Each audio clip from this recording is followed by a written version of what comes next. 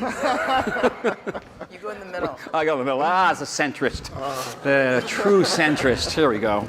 All right. I'm going to fight you for that chair, Mike. Okay, no fighting.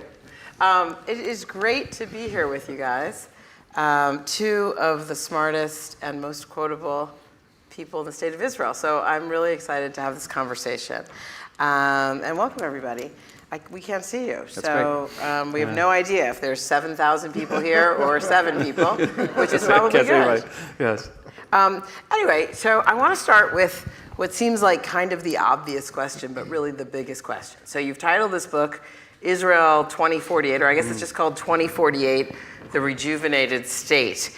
And, you know, we've just celebrated the 75th anniversary.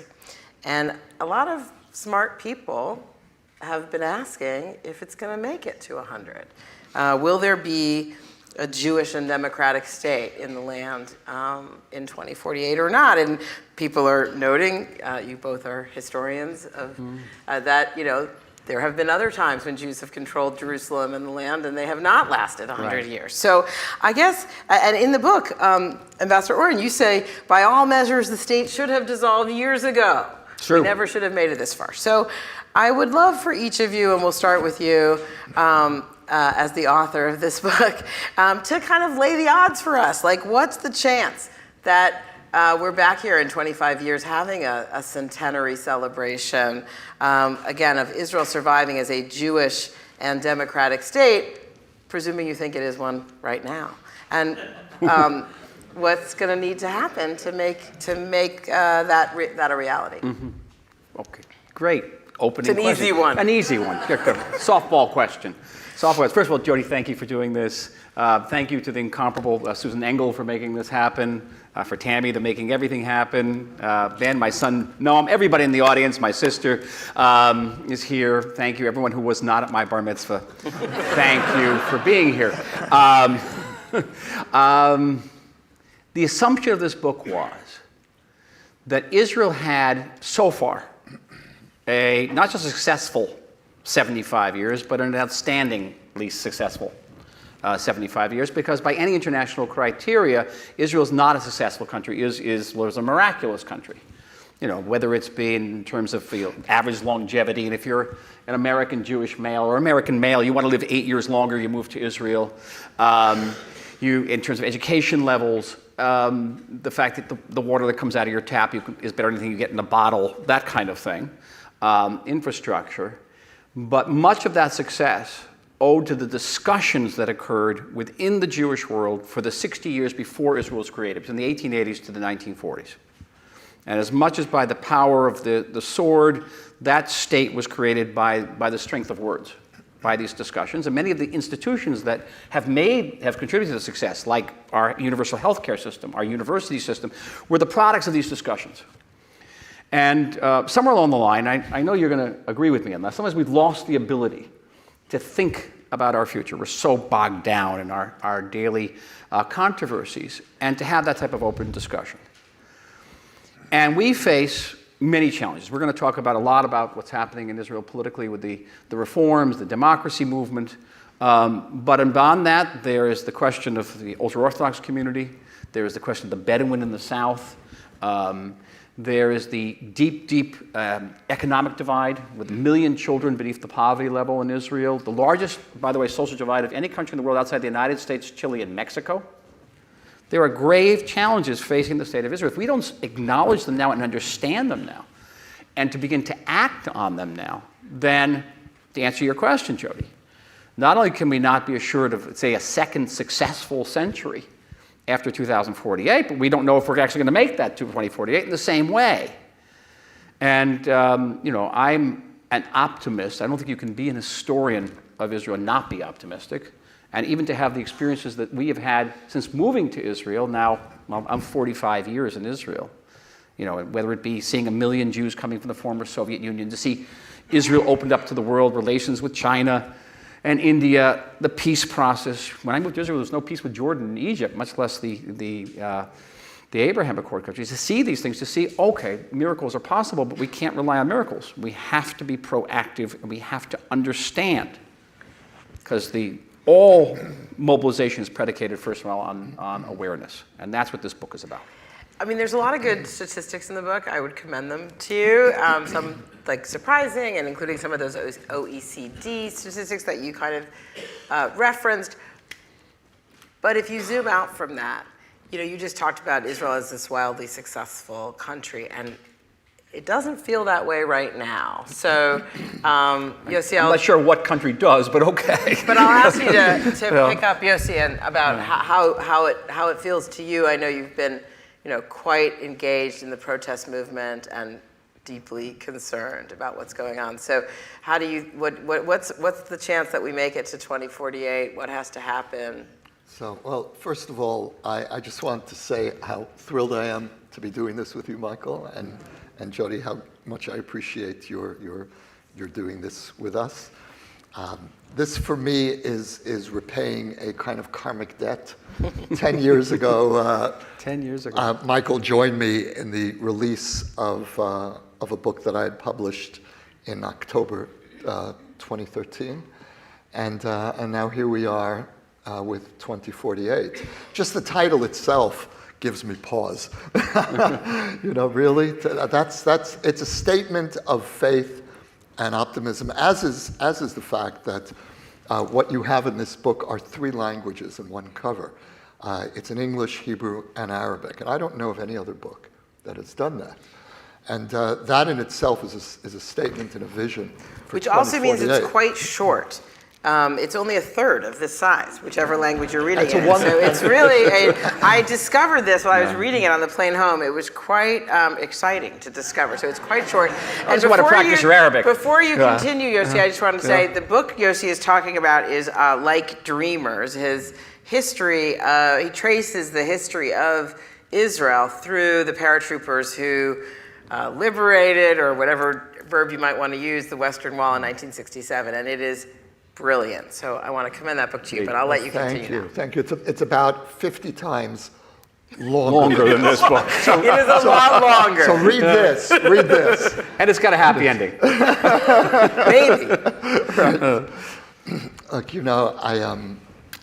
I hear you, Michael, and obviously a part of me feels that as well, and a part of me is permanently celebratory for what we've achieved. But in the last months, the emotion that is strongest for me is dread. And we all Jews carry this fear of ourselves, of our self-destructive potential. It's built into our DNA. The story that we have told ourselves for 2,000 years of how we ended up in exile it was our own fault. We didn't blame the Romans. The Romans were this kind of indifferent storm. We were the ones who destroyed ourselves. And so we carry in us this fear of ourselves, of our own self-destructive potential. And this is a moment in Israel where, it's like things were going too well for the Jewish people. We startup nation, we one immigration wave after another. Israel we were finally getting used to the idea of our own permanence. It took many, many years for me to settle into the radical idea that I don't have to fear for the physical existence of Israel. This is a breakthrough analysis of politics. The whole Israeli politics can basically be explained by 2 Jews, 3 synagogues. No, it's not. We have a national book. Most national books have Ulysses, Gilgamesh, they're books of triumph. Our national book is a book of defeat. Yes. Spiritual failure. Everything, Yeah. We blew it twice. And the question is, are we going to blow it a third time? And that's the fear that I've been carrying these last months. And you feel it on the streets. The demonstrations are really, on the one hand, some of the most uplifting Israeli experiences that I've had, where you feel you're surrounded by hundreds of thousands of people who care desperately for Israel, who love Israel, who would do anything to protect Israel. And this feeling that I certainly have had, and many of my friends have had, that this is a kind of civilian equivalent of reserve duty. We're defending the long-term viability of Israel. Modern, successful startup nation, the Israel that you were just describing, is under existential threat from within. And that's what makes this moment so terrifying. It's very different than what the protests we knew in the 60s, because we're both product of the same era in American politics, where people would get out and burn American flags and spit at soldiers and call America with a K. These protests are protests out of love. There's immense outpouring of love. People singing Hatikva. And the symbol of the protest movement is the Israeli flag. You know, that's extraordinary. Here, if you would have a liberal opposition movement, there wouldn't be thousands of American flags flying, unfortunately, which is really a problem when one side of the political debate appropriates the national flag. Right. And in Israel, it belongs to all of us. So let's talk about the meat of this controversy, these protests, the judicial reform, the judicial overhaul, some call it anti-democratic legislation. You wrote this book in 2020, I think, right? Thereabouts, yeah. And it includes a chapter called Judges in Jerusalem, where you say that there's a real problem with the judicial independence question, and you call for two big changes. One is a change in how judges are selected, Indeed. And the other is a change in the Supreme Court's ability to review legislation passed by the Knesset. The scope. It's not necessarily has to do with the Knesset. It has to do with, let me explain. We take two steps back. Why did I write this in 2020? I was working on this in Knesset. I was working on judicial reform in Knesset. Most people here are citizens of the United States. You have not one but two opportunities to influence the composition of your Supreme Court. You vote for the president, you vote for the Senate. We in Israel have virtually no say about the composition of our Supreme Court, and that is why, in contrast to the United States, where the composition of the Supreme Court is a major electoral issue every time, in Israel no one ever asks. It's not an issue. And that is because the Supreme Court judges are chosen by a committee of 9, and on that committee of 9, the majority of the vote in that committee of 9 are either sitting jurists in the Supreme Court or other legal personnel. And as wonderful as our jurists are, they're also human beings, and quite naturally, if you're going to choose your successor, you're going to choose somebody who agrees with you, not someone who disagrees with you. And so in terms of its worldview, the Supreme Court was sort of marching in place circa 1994. The Knesset, as you knew, moved very far to the right, reflecting shifts in Israeli public opinion. And so the distance between them grew and grew and grew and became untenable. And increasingly, the Supreme Court was overturning pieces of legislation by the Knesset, and people in the Knesset were saying, well, we're going to pass an override law, which says that with 61 members of Knesset, which is the smallest majority you can have, we're going to override a ruling of the Supreme Court, in which case that's the end of judicial review, which I strongly believe is the pillar of any democratic society in the world, including this country. How do you then reform the Supreme Court in a way that preserves judicial review? And one was you change the way judges are chosen. That better reflects. I did not recommend that we adopt the American position entirely, because we have to preserve, because Israel is such a highly diversified society, we have to make sure there's an Arab judge or a Haredi judge, ultra-Orthodox judge. You can't do that if the Knesset is choosing all the people. So I did a dividing thing. The 15 judges, 8 are chosen by the government, 7 chosen by independent committee. Limiting the scope. The Israeli Supreme Court has the widest jurisdiction of any Supreme Court in the world. It operates under the notion that everything is adjudicable, called shafit, which means like the position of this bottle on the table can be determined by the Supreme Court. And that was also untenable. So you have to limit the jurisdiction. None of this, by the way, was insurmountable. These are simple solutions to a complex question, but it was a matter of political will and political maneuverability, and that's the big question, whether in the negotiations now being held under the auspices of the president, whether these parties can actually agree to these type of compromises. I guess the question is, how did what you're describing sounds kind of reasonable-ish. We grew up learning, whether from conjunction, junction, whatever. We learned about checks and balances, and we hold them quite dear. And most of us have learned about this judicial reform as the demise of checks and balances, or the demise of separation of branches of government. So how did we get from what you're describing sounds kind of reasonable to what feels to Yossi and hundreds of thousands of people on the streets and many American Jews like an assault on democracy.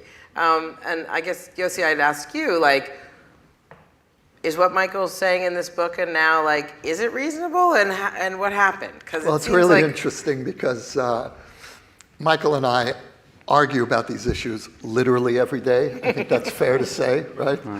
And my closest friend, and my sparring partner, and here we are on a stage, and I have to kind of do a switch. No, it's good. It's good. So, it's good TV to spar and disagree. Right. So, look, I agree with you that there needs to be some adjustment. That's the delicate word I would use. And the reason I'm using such a cautious word is severalfold. First of all, because we don't have a constitution, we only have one parliamentary house. This is what we have. We have the Supreme Court to balance the power of the politicians. The threats to Israeli democracy, even leaving this government aside for a moment, are profound. They're systemic. First of all, we have an occupation that's going on for more than half a century, and you and I agree that this occupation is a disaster for Israel and that we have no choice but to continue the occupation for the foreseeable future, for security reasons, because we don't have a credible Palestinian partner, all the reasons that have been discussed for years, and you and I agree with that. Nevertheless, the ongoing occupation, to my mind, necessitates an activist Supreme Court. We need a strong, liberal, activist, interventionist court for that reason. The second reason is the overwhelming security threats that we face. There's no other country, well, maybe now except for Ukraine, that faces the kinds of existential threats that we routinely deal with. And inevitably, that weakens democratic norms.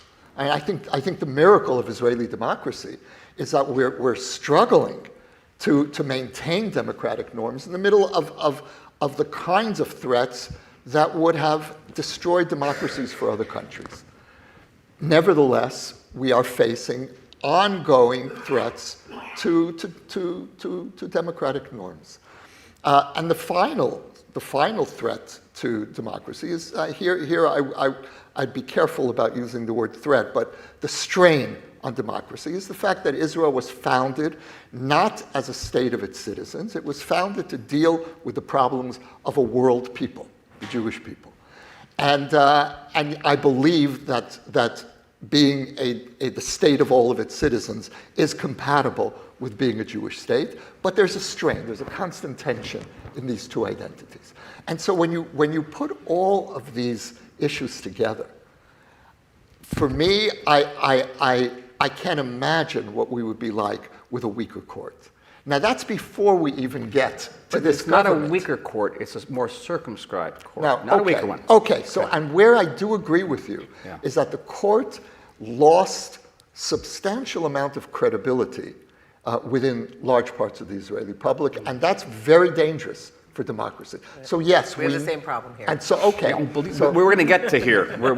but okay, so It's all just going to sound very familiar to so you. good. We need Yeah. an adjustment, reform, call it what you will. What we're facing here is not a reform; it's a revolution. And I believe that it is only our protests that stop the government from doing the outrage of the judicial override, which would have destroyed Israeli democracy. I don't disagree with the word he said, understand. What a deep concern I have, and maybe you can disagree with me on this, is what I call the Americanization of Israeli politics, which has been a growing sense among segments of the Israeli population that the outcome of the election is not acceptable. They're not legitimate elections. The government is not legitimate. Cancel culture, not letting people speak. And it's interesting, it's coming from different segments. In this country, the assault on the Supreme Court, the criticism of the Supreme Court comes from the left, and in Israel it has come from the right. It's almost like mirror images of one another, what's going on here. The cancel culture in Israel is coming from different places too. And we have not had an insurrection, okay, in 75 years. I always say this. Yeah, we say, yes. It's true. We're closer than we've. We should just give the state of Israel a little credit. We are one of maybe the 5 countries in the world that have never known a second of non-democratic governance. Okay, we're the only country on that list that's never known a second of peace, but we've never had a coup or attempted coup. We've never had a contested election. All right, we haven't had people saying we're not going to accept the government, and some of those governments were very controversial. Begin, 77. We had in the last year and a half. We had until now. The Bennett Lapid government was considered illegitimate by the right. That's my point. It started now. It started actually with the Likud saying that Bennett wasn't a legitimate prime minister. I agree with you. We don't disagree. Netanyahu said the Bennett government is legal and not legitimate, which is what how I would describe this government of Ben Gvir and Smotrich. And, okay, I want to. It's scary. A couple things. Can I call you Michael? If I have to call you what would you think? I don't know. High honor. I'm partial to Doug. Okay. Sorry. What? So you, Michael, yes. referred very casually to these negotiations that are going on under the president's auspices, yes. President Herzog. Which, as though there are real negotiations going on that are going to yield some kind of compromise, which I feel is not that's the first time I feel like I've heard them referred to seriously, and I'm wondering if that was accidental or on purpose, and what you think, Yossi, as to whether, are there real negotiations going on that you think are going to yield some reasonable compromise here, or is this basic hardline proposal, mass protests in the street, going to continue until there's some kind of crisis that causes yet another election? These negotiations remind me of the Oslo process, where which brought us peace. So which brought us peace in our time, and the Oslo process was doomed from the beginning. You know, there's this a kind of a left-wing revisionist idea of why Oslo failed, which is that Rabin was assassinated, and if he had lived, Oslo would have succeeded. Not true. Absolutely not true. I don't know anyone in Israel, virtually, who believes that. And we chose the wrong negotiating partner. There never was a chance. And that's how I feel about this government. I'll say lahavdil, for those who understand the lingo. I will say lahavdil. I don't want to compare Netanyahu to Arafat, but in terms of the chances of a negotiation of negotiation succeeding, this government has about as much goodwill on this issue as Yasser Arafat had in making peace with Israel. That's where I would make the comparison. So there's no chance. I hope, Michael, you'll be in a position to tell me, I told you so. You're pessimistic. You're always pessimistic. I really hope you'll be right. No, actually more pessimistic than you are on this one, and I'll explain why. I come also from the world of politics, and a little bit, unfortunately, know how hot dogs are made. And I had a great guru once upon a time, Asher Aryan. Remember him? Yes. He was like the first Israeli scholar of Israeli politics, an American. And he's passed away. And I once asked him, I said, okay, on 1 foot, tell me, what is the one law of Israeli politics I have to know? And he said this: Israeli politicians will always prefer collective to individual suicide. And believe me, and we'll burn the whole place down. If I'm not going to get it, I'll burn the whole place down. And it's not just the government that is unwilling to compromise at these things. It's also the opposition, which has actually no interest in compromising because they're doing well by not compromising. Right. And you have Benny Gantz saying, I want to compromise, but actually in the negotiations, he's not compromising because, listen, it's putting the government in a terrible situation. And Likud is hemorrhaging support because most of the people in Likud, as you know, also want to compromise. Many people in the Likud. So it's working to their benefit. One of the great changes, one of the dangerous changes in Israeli politics. Just one last point is in this, and I know we agree on this, that one of the great changes in Israeli politics over the last couple of years is that for the first time in our political history, Israeli politicians, Netanyahu, yes, but not just Netanyahu, have chosen partisan political interests over the national interests. And whether it be the vote as extending Israeli law over the Jewish settlements in Judea and Samaria, or which the Likud opposed, right, in order to bring down the government, or even voting down a piece of legislation that would have enabled the previous government, the Bennett government, to achieve the removal of the visa waiver, which I used to say to my staff in Washington, if we ever achieved that, they'd make a big statue to us in downtown Dizengoff Square. The Likud voted it down. And they did this, they put their partisan interests above state interests, but that's also what's happening in these negotiations. I want to move on, but I feel like I have to ask you, I mean, you worked very closely with Prime Minister Netanyahu for 4 years? 5 years? 10 years. Gray hair. Why would he not want to compromise and get out of this mess and survive? Or another way of asking that question is, isn't the guy you worked for and the guy I covered 10 years ago not this guy? Because that guy, I think, would have compromised. I'm not in daily contact with this guy, but he seems from the outside to be very, very different. First of all, he's much weaker.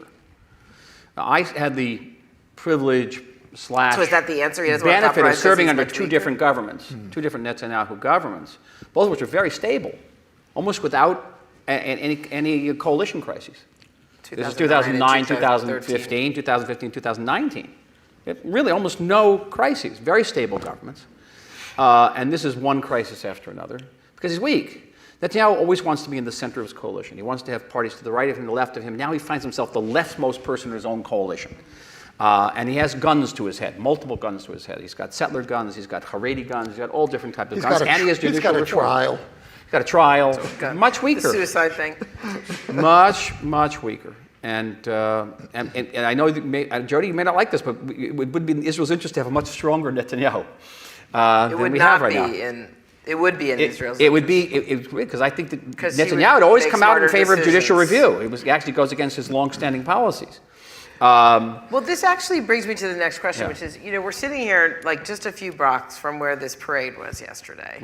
And it was not like other parades, as you may have either seen or read.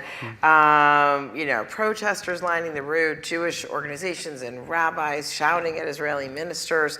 And in many cases, those guys shouted back. We have this diaspora affairs minister who giving the middle finger. Maybe giving the middle finger. He seems completely uninterested in the diaspora, as far as I can tell. We have Simcha Rothman, who sponsored the judicial overhaul legislation, and now Netanyahu has hired as his media advisor a guy who thinks. And then he wants to know why he's not invited to the White House. Won the 2020 election and thinks Joe Biden is destroying America. Yeah. So I feel like one of the axioms, but you had your guy who told you the axiom of Israeli politics. Yeah. One of the ones that I think you two taught me was that the relationship with America is so important, that politicians cannot win elections unless they are believed to be people who will do well in Washington. Is that era over? I have a lot to say about this, but giving us the finger. I mean. Well, look, if you look at the polls in the last couple months in Israel, if elections were held today, this government would lose overwhelmingly. I've never seen.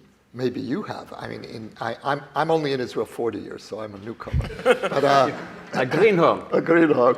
But I've never seen a government disintegrate in the polls as quickly as this government has. And I think there are many reasons for it. And one of the many reasons is the perception, the accurate perception, that Netanyahu is leading us into a kind of pariah status. And certainly the fact that the White House hasn't invited him has registered with the Israeli public. Israelis don't like that. They don't like. If we need to have a crisis with Washington for issues that we perceive as essential to our security, Israelis are ready to do that, but not over judicial transformation. and Ben Gvir and Smotrich have underwhelmed the Israeli public. They have not been impressive, to say the least. And so, yeah, I think that this is, it's a coalition of scoundrels. That's not to put too fine a word on it, but we have never had, this is a coalition. It's not the question you asked, but I have to say it. It's a coalition that brings together the nationalist, the ultra-nationalist far right, religious fundamentalists, and the merely corrupt, which is the Likud, and that's, we've never had a government like this. And This so, is how you know Yossi's not a politician. He acknowledges that he's not answering the question. Right. You have no idea. It comes under the rule. It's like the first rule of with interviewing on CNN is that when they ask you a question, you say that's a great question, but a better question would be. actually, the New York Times Bibi is the master of that, isn't You're the he? master of it. It's called bridging. At the New York Times, when I first got there, Yeah. someone taught me that if you wanted to get out of doing a story, you would just say, a smarter way of doing this. Right, exactly. Let me just add this, the tremendous amount, we can talk hours about the U.S.-Israel relationship. You know, Bibi built himself up by standing up to Barack Obama, all right? And, there was no love lost there.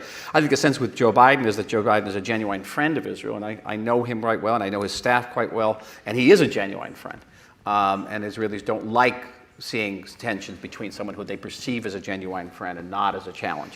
I see also a strategic danger, and I think Yossi would agree with me on this, that as we are approaching a head-on collision with Iran, we need always essential services from the United States. The first one is replenishing our ammunition stocks, which we always run low in every conflict we have. Who's going to provide what I call the diplomatic Iron Dome? Who's going to cast the veto in the Security Council when we're condemned as war criminals for going into southern Lebanon to get at Hezbollah missiles? Who's going to help us on the morning after? This is an administration that has stood up consistently against its own progressive wing to defend and say that Israel has a right to defend itself, really, under tremendous pressure. The progressive wing does not like the administration's position on Israel. You know, they haven't reopened the consulate in East Jerusalem. They haven't pressured on settlements. They really haven't. There is a certain segment of the Israeli population that acknowledges this, that appreciates this, and does not appreciate the fact that there's tension between our government and the White House. So we skated over a little bit the occupation. I'm going to take us back there for a sec. In the book you write, Michael, you write, the land of Israel, every last millimeter of it belongs to the state of Israel. Yes. It's a bold and blunt And the Jewish people. statement. Mm-hmm. And you go on to say that while Israel cannot be seen as occupying the West Bank because that land, in your view, belongs to the Jewish people. We can't occupy our own land, but you acknowledge that Israel is occupying another people, the Palestinian people, and should stop doing that. I also say that we own every millimeter because the right, for example, of Tammy and me to live in Jaffa is the same right that someone has to live in Ariel or Beit El. We either have a right to the land of Israel or we don't. But I go on to say on the next page, that doesn't mean you have to actualize that right in every situation. You're not going to build settlements in downtown Ramallah and Jenin. And this, by the way, is the longest chapter in the book, has to do with the peace process, because I started 30 years ago in the Rabin years in the Oslo process, and I concluded being an advisor to the Trump peace plan.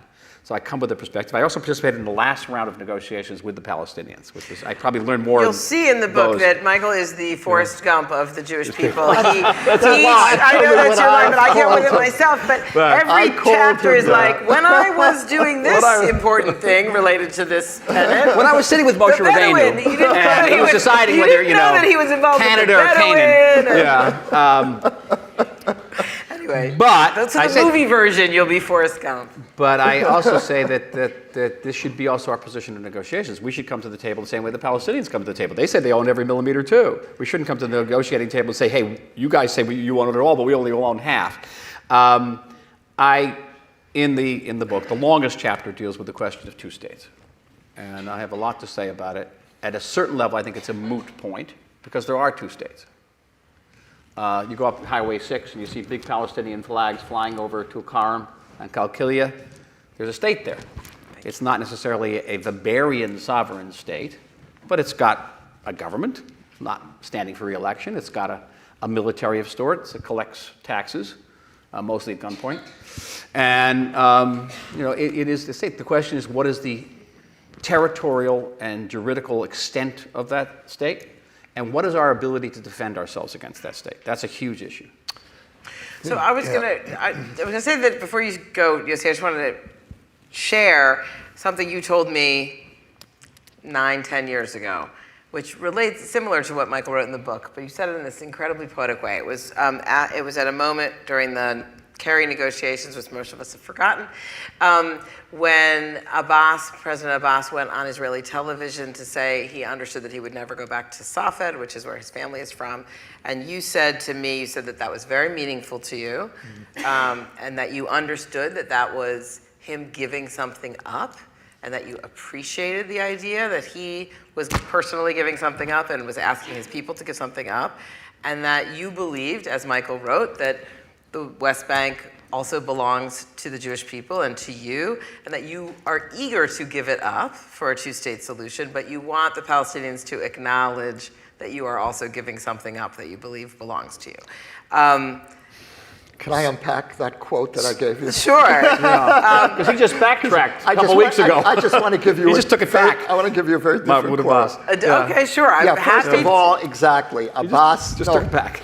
Look, Abbas walked that concession back a few days after he made it, and I remember feeling completely deflated.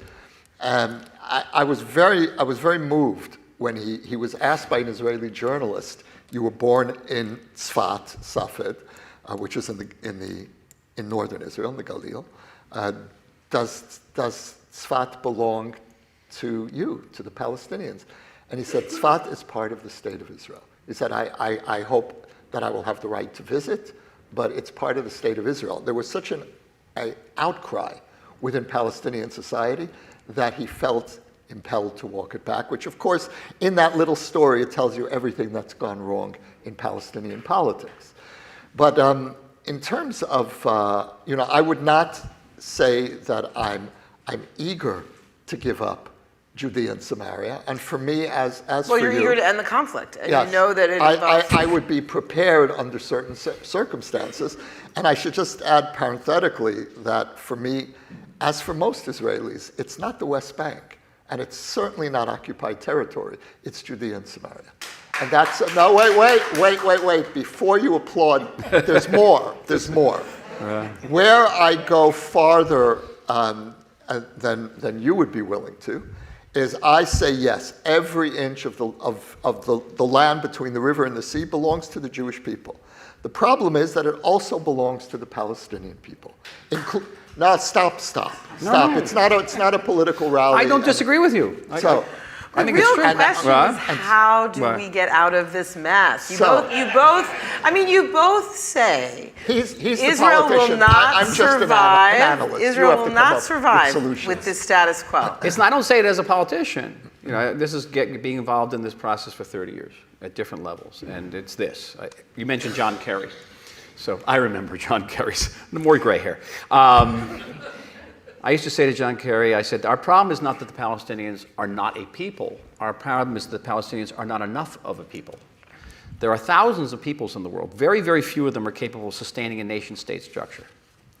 In the last 140 years, I cannot point to any evidence. I cannot adduce a single shred of evidence that would suggest that the Palestinians are capable of sustaining a state structure.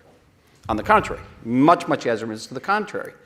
One of the great miracles, one of the great achievements of the state of Israel, you could take Jews from 70 different countries in the world who don't have a common language, don't have a common culture, stick them in a country with no natural resources, surrounded by adversaries. They're going to create a nation state and a high-functioning nation state. You stick, Palestinians in Gaza, you're going to get Gaza. And that is a real problem for us. If they're more of a people, if they have more of that sense of cohesion, they could do much better. It's a problem. We could create a Palestinian state tomorrow, it's going to fall apart. Michael, you might be right, Yeah. but we have the responsibility, if only to ourselves, to do everything we can Absolutely. to try to make a viable Palestinian state possible. And please, no applause from the left side. Right. What I look for in a Jewish audience is nuance, is an appreciation of just how complicated and how heartbreaking the situation is. And it's so much beyond the left-right divide that we really need to have serious conversations about what this is doing to us. And look, for many years I've felt that we can't continue with the occupation. There must be a Palestinian state. And like Michael has just laid out, there can't be a Palestinian state. And so what do you do? Well, That's the tragedy. So my son Noam is here, was in the Army in a Special Forces unit. We have my assistant, Ben, who got injured battling protests in Judea and Samaria in the Nachal. We have to be able to look at these young people in the eye and say that we tried everything. Yeah. Because we're asking them to go out and risk their lives. And that's no small thing. But my point in the book is that as we keep beating our heads on the two-state solution, which is neither a solution, and the Palestinians actually have never accepted the American formula of two states for two peoples because they don't recognize us as a people. Look at Mahmoud Abbas's... The Jewish people. The Jewish people. They never accepted us as Jewish people. Look at Mahmoud Abbas's recent speech in the UN where he denied there's a Jewish people and denied there was ever a temple. There was no evidence at all there was ever a Jewish temple. That's what he said to the UN a couple of weeks ago. No evidence at all. And, we have to be able to look at there are alternatives. There's autonomy, there's trusteeship, there is cantonment. There are different ways you can approach this. I know even people in this administration are thinking the same thing. That we've been beating our heads on this formula for 30 years. Yes, this administration, for 30 years. It's not going anywhere. Nor is it going to go anywhere, not the least of which because of an Israeli government that's adamantly opposed to it. You have no Palestinian leadership. There's no one to negotiate on either side right now. So let's look at different ways that we can address the situation. Is it a solution? No. Is it a better way of managing? Absolutely. Well, is it a way to preserve Israel as a Jewish yes, democratic no state? question. So I'm excited to report from the nuance front that we have some very good audience questions. So thank you for these. I'm going to turn to these. And you guys are so We love cute. each other. We do. We're going to get We back sometimes kill each to other. you and your friendship in a second. But I think this might be for Yossi. How can the democracy movement be fully inclusive of Arab citizens when, amongst other things, they may not be comfortable waving the Israeli flag? And of course, we've had many smart things written about the lack of Arab involvement. Yeah. So yes, thank you for the question. How could you and your fellow press... the question, the dilemma is even sharper because some Arab Israelis want to come with Palestinian flags. And that's not really welcome in our demonstrations. Now, because we're liberals, nobody's going to tell them not to fly a flag. And you come to our demonstrations, you'll see there are a few Palestinian flags on the edges. And Netanyahu, in the early phase of the demonstrations, really went to town on these flags. He tweeted out, he said, here, this is the opposition, meaning that we're all traitors. And the grassroots response, literally the next week, was people showing up with thousands of giant Israeli flags, and that became the symbol. So the problem... but frankly, this isn't just a problem of this movement. This is one of the fundamental problems in the book that's about the fundamental challenge of what Israel's going to be. It is. Right. But what I find so moving and powerful about this movement is precisely that it is an uprising of the Israeli center. It's not an uprising of the left. The left is there, but there's very little left in the state of Israel. And instead, what you have, this is a movement that's led by soldiers. Every living former IDF commander-in-chief is part of this movement. Yeah. I believe there are 8 of them. Every former head of the Mossad, except for one, Yossi Cohen, is part of this movement, and even he signed the letter. Yeah. Every former head of the Shin Bet is active. These are the people who speak every week around the country at Well, and of demonstrations. course, the defense minister Yeah. resigned. I want to The respond current to the Arab administration. issue. If I Yes, can. but so first of all, we have to own up to the fact, and proudly, that this is a Zionist movement. The language of this movement is Zionist. And that's so important because the government tried to de-Zionize us, to appropriate Zionism for themselves. We didn't let them do it. Mm-hmm. The dilemma here, and I understand why Arab Israelis would feel uncomfortable surrounded by thousands of Israeli flags. I find that heartbreaking, but I understand why they would feel uncomfortable.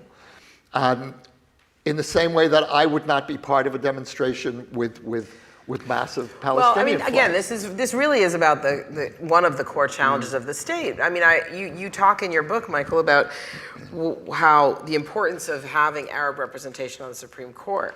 But I know for me, it was one of the indelible lessons of these challenges to when to be a Supreme Court justice who doesn't stand for your own country's or doesn't say your own country's national anthem is like exposing the challenge at the core. We have a third of our country. members of Knesset will not just sing the national anthem. Not just Arabs, there's also Haredim. A lot of people won't sing the national anthem. Good. Well, then imagine like a equal third of the opportunity. Congress not singing Star Spangled Banner. Anyway, go quickly on Arab Israelis because the next question for you is But I want to really go good. I want to express, respond to you and then respond to Yossi, okay, if I can. It's, one is that there's a chapter in the book that what I call the New Deal.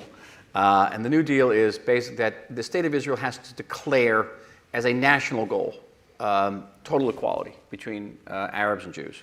And that means fighting, in a Churchillian sense, discrimination in the classroom and in the workplace, certainly in the halls of government. But there's the quid pro quo, that the Arab population of Jews and the Palestinian population of Jews, Israel has to acknowledge its legitimacy of a Jewish nation state and be loyal to that state. And I give many examples of the 194 nations in the world, majority are nation states. They have non-nation minorities who are very loyal. The good example would be Anglo-Jewry, which salutes a flag that has not one but three crosses on it, and sings "God Save the Queen" to the head, or the king now, to the head of the Church of England, and is willing to fight for that flag and die for that flag. Okay, so Israeli Arabs can salute our flag as well. So that's the New Deal, and I think that's one of the reasons I put the book, a third of the book in Arabic, was just to show that hey, this is 21% of our population. We can't ignore them. They're part of our story. I talk about bringing the Arabs into the Israeli story, because every, of course, nation, we are a story, and our story has proven very flexible. We've brought Druze into our story. We've brought Circassians into our story, Ethiopian Jews into our story. There's room for the Arabs in our story too. Now, to what Yossi's caught, and this is going to be a little bit edgy, and that is, we started off, I think the protests reached about 700,000 people. As of this week, they're down to about 150, a little bit lesser, because it's fragmenting in some of its goals. We cannot ignore the fact that even when 700,000 people were out protesting, there were 9.3 million people not protesting. And who are these people? They deserve a voice as well. We live in different places. I live in South Tel Aviv, and member of a community that is overwhelmingly Mizrahi. They see it completely different. They don't see it as a matter of democracy and rights and freedom. They see it as a battle over white privilege. That most of the people protesting, certainly in Tel Aviv, and I've seen the protests in Tel Aviv, are Ashkenazi, elite upper class, and they are rallying around the last bastion of Ashkenazi elite power, which is the Supreme Court. And they refuse to relinquish the power that they lost at the polls, which is to working class, traditional Mizrahi population. They see it in those terms. And, Well, the term, I know you would disagree with that, but I hear this, I hear it throughout my building, I hear it throughout my neighborhood, daily. I have see it always completely been different. sympathetic to that argument. I made Aliyah into the Mizrahi revolution in the early 80s and very much identified with it. Mm-hmm. I feel that the Likud has manipulated this issue, has manipulated the ethnic issue, and this is at this moment, this is a contrived issue. What we're fighting for is whether modern, successful Israel is going to survive. And whether young Israelis who are part of the successful side of the state will feel that they have a future in the country. That's what this is about. There are Mizrahim who are part of this demonstration. Maybe it is a majority Ashkenazi, but you have a strong minority of Mizrahim who are part of this. If you look at the speakers every week, the speakers are heavily Mizrahi, also religious. You have religious Jews. Okay, I got to move on. And so, this is really for me, this is it's a contrived issue, and Michael, Don't say that in my neighborhood. They may take offense at that. Okay, but people have been manipulated by this government. Okay, we have more good questions. And also, I need a time check. Let's just keep going. Okay, let's just keep going. Fun. Okay, as an you guys are okay, we're okay. This is a question from the audience. As an American Jew, how can I reconcile the idea of a vibrant liberal democracy with Israel's refusal to provide defensive weapons to Ukraine? Ooh. Particularly Iron Dome. This is a good That's question for you, for you. That's I know, for me. it's right up So your alley. If you go on Israeli television, it's very different than American television. You go on Meet the Press here. It's my distinguished colleagues across the aisle. We did a story together about that in 2014. What was what? Where you talked about when you were interviewed on American television and Israeli television. Yeah, you go on Israeli television. You start to talk and everyone screams at you. And they curse you in live television. So this is now a year ago last February, maybe a week after the invasion, Russian invasion of Ukraine. I get on Israeli television, a panel, and I said, Israel has to come out unequivocally on the side of Ukraine. It's a strategic interest for the state of Israel. It's a moral interest for the state of Israel. We are the Jewish democratic state, and how can we remain neutral, which was our position back then, while a fellow democracy, led by a Jew, was invaded by a totalitarian state. And it was also our interest, keeping our interest, the fact that we are part of the Western world. We're part of the enlightened free world. We are the ally of the United States of America. And some of our good friends here were very, very angry with us. And the reasons given, I didn't buy the reasons that were given. The reason was that we were afraid of the Russians in Syria, who enable us our army and our air force to attack Iranian installations in Syria, and we're afraid the Russians would shoot at our forces. And I thought, well, listen, there are only 4,000 Russians in Syria. Now there's only 1,000. And we have an army that's more than twice as large as the British and French armies combined. The fact that we were broadcasting to our enemies that we were afraid of 4,000 Russian soldiers was a bad message. All right. Why are we afraid? Let them be afraid. So I was very adamant about it, and everybody screamed at me. How could you endanger Israeli lives? How can you care about the Ukrainians who were, this is the cradle of anti-Semitism in Europe? People assaulted me on the street, for saying this. What is it now, a year and a half later? I feel exactly the same. And I think that we'll have a we will have to answer to history if we don't come out squarely on the side of the Ukrainians. And yes, we should be providing Iron Dome. And we should be providing early warning systems. We should be providing cyber capabilities to the Ukrainians. I don't know whether they're going to win or not. To me, in terms of Israel, we have to be able to look ourselves in the mirror and say that we did everything to help this country. And by the way, the Ukrainians living in Israel, Russians are not pro-Putin. Right. It's interesting. You'd think that no, not at all. And the people I got the most support from were the Russians and the Ukrainians in Israel. You mentioned, Michael, the way in which the Biden administration is sort of staving off the progressive wing of the Democratic Party related to Israel. But this questioner says, can Israel survive in spite of American Jewry and its move to the progressive left? Which is a Yossi question, but you can answer this question. I'll ask about Ukraine. You asked about American Jews. You can answer this question, but I'd also like to have a twist to it, which is, they're asking, can Israel survive in spite of American Jewry and its move to the progressive left? And I would ask you to also think about whether there's any way in which that move is helping Israel, is helping the debate, is helping keep people honest. Look, I'm worried about two things in the future of the Israeli-American Jewish relationship. And I'm not worried principally about the impact on Israeli security, about a lessening of American Jewish support. My concern is coming out of a Klal Yisrael commitment, the commitment to the Jewish people. It's a Jewish people issue. It's not an issue about Israeli security, first and foremost. I think Israel will survive if we manage to remain an intact society. We'll survive. That's the existential threat. Right. It's Iran. We can handle Iran. We can handle a reduction in American support. I don't want it to happen, but we can deal with that. What worries me about the viability, the long-term viability of the American Jewish-Israeli relationship is what's happening to American Jews and what's happening to Israelis.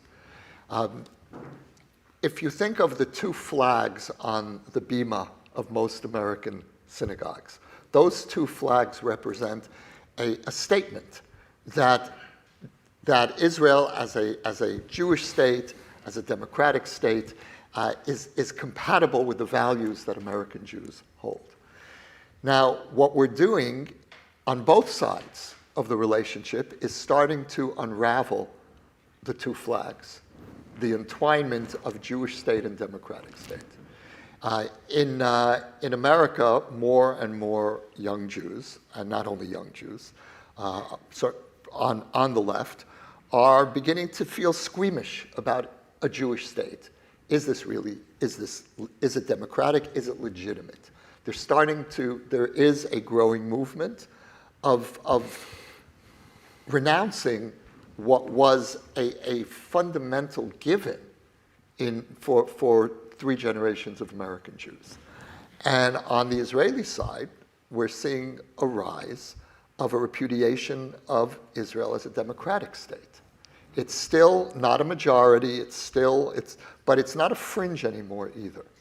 It's a growing minority that repudiates that sees democracy as a burden.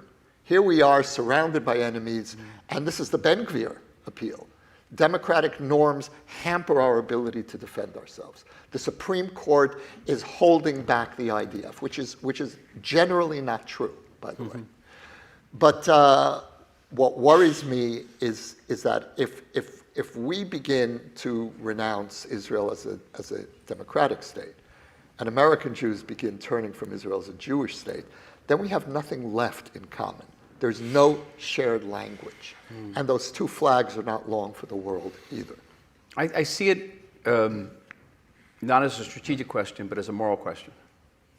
Again, 10 years ago, I came back from Washington and I met with our leaders, and I said, I got some bad news for you. The bad news is we're on our own. This is not the America you knew. You know, in 1982, I was in the siege of Beirut as a younger paratrooper, and we all knew that if Israel got into a bad scrape, Reagan would send the Marines to get us out. And he did, twice. The Marines aren't coming anymore. Not America, after Afghanistan, Iraq, is going to be focusing on itself. It's not going to want to be the policeman of the world. It can't even figure out how to police itself. And we're on our own. And I said, this is bad news, but it's also, we're not the same country we were. We're strong. We can stand on our own 2 feet. And I think now, 10 years later, that bad news again has percolated throughout our consciousness, and we understand that America is not what it was during the Reagan years, the Clinton years. It's going to be different. And so the question is whether Israel can survive without American Jewry. The question is, America can survive without America. There aren't American Jewry. So that's a strategic issue. The moral issue, and I think Yossi's touching on it, is that what is Israel's responsibility as the self-proclaimed nation state of the Jewish people? What does that mean? We say it all the time, but we unpack it. Do we have an obligation for Jewish continuity, Jewish education? Do we have a responsibility, as I say in the book, to recognize the legitimacy of the Reform and Conservative movement? By the way, it's a rather controversial position I took, because really nobody, even the previous government, didn't support that position, by the way, recognizing the Reform and Conservative movement. The fourth is that we are the nation state of the Jewish people, irrespective of how people practice or choose not to practice their Judaism, if you're part of our people. And we're not fulfilling that role. We're not now. It's not just a matter of democracy, Yossi, it's a matter of Jewish peoplehood. Yes. And so the moral question is much bigger here. Yeah. Right, and if Israel is not the nation state of the Jewish people, or if the American Jewish people cannot relate to the Israel that exists, then everything else kind of goes out the window about all the justifications for things or whatever. Well, then we're a Mediterranean state that just happens to be Nice, Jewish. yeah. Okay, that changes our historical our historical mission. We set out to create the nation state of the Jewish people, and it All certainly right. exists that way in Israeli law. The question is, does it exist in Israeli practice? Bear in mind that the threat that this government poses to Jewish peoplehood is that this is the first government that believes that Israel is the state of Judaism and not necessarily the state of the Jewish people. And the state of the Jewish people means the whole mess of the Jewish people. Yeah. And that there isn't any one particular version of Judaism that the state of Israel will enshrine. Now, of course, that's not a true statement because we have an Orthodox chief rabbinate. Yeah. But the counter to the Orthodox chief rabbinate is the law of return. The law of return is an anti-Orthodox law. And the Orthodox communities in Israel have been trying desperately for years to amend it. This government is going to try to amend the law of return, and that, I think, is the next great fight. After we fight over democracy, what is democratic Israel? The next fight is what is Jewish Israel. Yeah. Okay, I'm going to ask one more of these great audience questions. I like and that. then I like that. I wrote it. I'm going to steal that. We steal from each other all the time. That's mine now. So this is a good talk about gay rights in Israel now. It's Pride Month. We'll do just a sure. quick one on that. That's a Michael question now. No. I just we've prided. This is not planned. We've prided ourselves for many years of being a leader in gay rights, and as an ambassador, I did a lot in that field. We do not have gay marriage because we don't have civil marriage. And civil marriage doesn't exist anywhere in the Middle East. And by the way, the biggest opponents of civil marriage in Israel would be the imams and the priests. I remember they there was a great story a colleague of mine did about, in Cyprus where all the Israelis go to get married, also all the Lebanese go. And so they meet each other, they talk. in Cyprus. I still remember that story. It's a great story. It's just that's going to be another front. It's going to be whether Israel can remain that type of liberal society. Given the increasing religious hegemony of the government. I live in the Israeli state. He lives in the Jewish state. He lives in Jerusalem, and in the Israeli state of Tel Aviv was considered the most gay-friendly city in the world. And this week there's going to be 250,000 people. It's great for the hotel business too. And that's that. And then we do this with pride. Does that mean there are not challenges? There's going to be challenges, and there's going to be more challenges. There are going to be more challenges.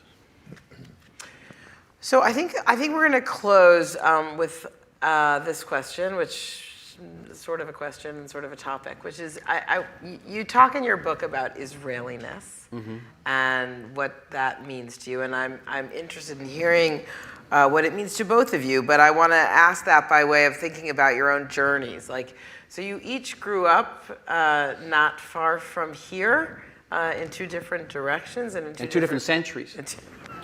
Two different planets. I grew up in northern New Jersey. I could see Brooklyn from where I grew up, but I grew up in the 1950s happy days. He grew up in 17th century Brooklyn. So Poland.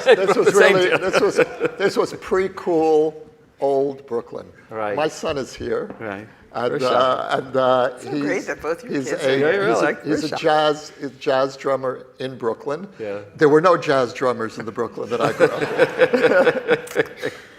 in. Even your old neighborhood is getting hip now, Yossi. But and then you both made Aliyah not all that far apart from each other, and each of you has traveled some distance politically, and you've become best friends, and you speak multiple times a day and edit each other's writing and all this stuff. So I don't know, I'd love to hear what you talk about. What does Israeliness mean to you, and also this little roadshow you have going here, this little friendship. The overwhelming word for me is gratitude. Just gratitude.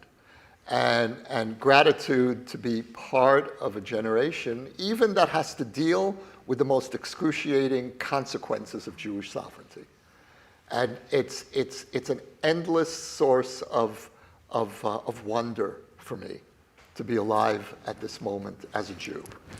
And I can never for a moment take it for granted. And so gratitude, wonder, frustration, agony, It's all of those. It's so alive. You know, there's nothing neutral or indifferent about being an Israeli.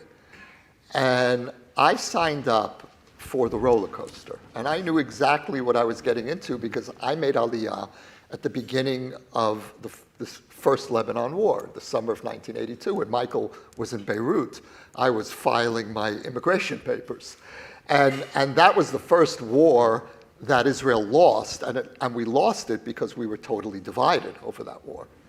And so I was making Aliyah into a society that was tearing itself apart. And I'm very glad that I did, because I couldn't afford illusions. All of my starry-eyed Zionism, I had to leave it at the airport, because the Israel that I was entering was tearing itself apart.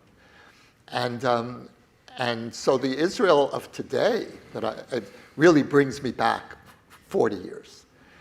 And in some ways it's even more painful now. But I feel emotionally able to deal with it because I knew what I was signing up for, and because the stakes are so high, and because of what I owe Israel. What I owe Israel personally. I feel that Israel healed me as a Jew. I grew up, you alluded to the political journeys that Michael and I came. We came from very opposite places. Michael came from Hashomer HaTzair, which was the far left of the Zionist movement. I came from Beitar and then the Jewish Defense League, which was, of course, the far right. And what I feel Israel did for me was really, Zionism promised that it would normalize the Jews. I feel the state of Israel normalized me. I know what Michael would say to that, but as normal as it's all relative. Right. But I do feel that where I started from as this traumatized son of a survivor family, and a very angry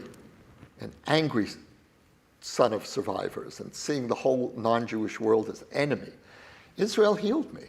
And so what I owe the state of Israel, I feel like I was an emotional refugee, even though I was coming from New York City. I was a psychological refugee. And in the same way that the state of Israel healed one wave after another of traumatized refugees, I feel that I was healed in a similar way. I couldn't agree more. Gratitude is the overwhelming sense I have. I moved to Israel in the 1970s.